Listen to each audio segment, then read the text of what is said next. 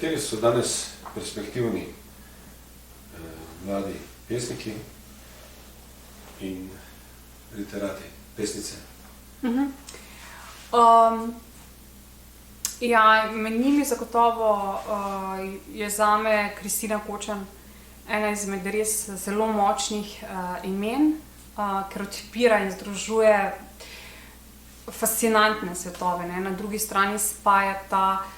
svet sveta, to svetovje, in po drugi strani gre v neko pot, bom rekla, da recimo vasi manjšega mesta in združuje to ruralno, urbano okolje, potem zvok v njeni poeziji, ta zvočnost, ne? In tudi ta mikrosvet, ki ga riše, res fascinanten. Jure Jakob se mi zdi, da res s prvimi 3 zbirkami tudi na nek način pač poudarja ali pa tudi predstavlja ta ruralni svet, ki za vso težo,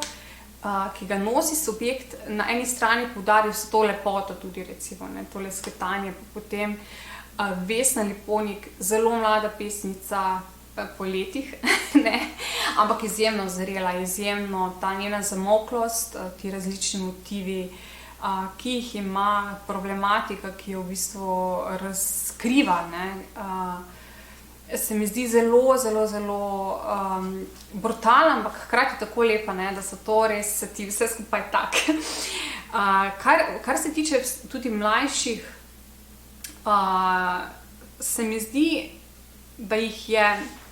v tem polju tudi še veliko in vsak ima to svojo specifiko glasu. Bom rekla, da tudi vedno več, bom rekla,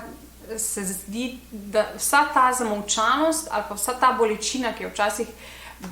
bila mogoče preveč subjektivna, da danes prihaja na plano, ne, da jo pač mlajši lahko izražajo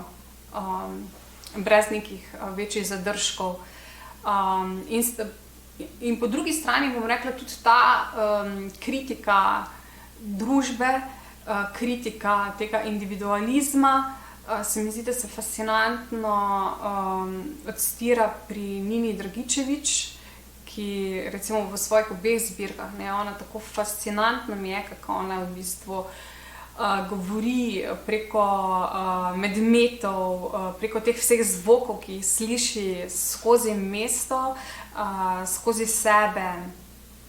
da je to zelo, zelo dobra poezija, ne, in ima pač perspektivo.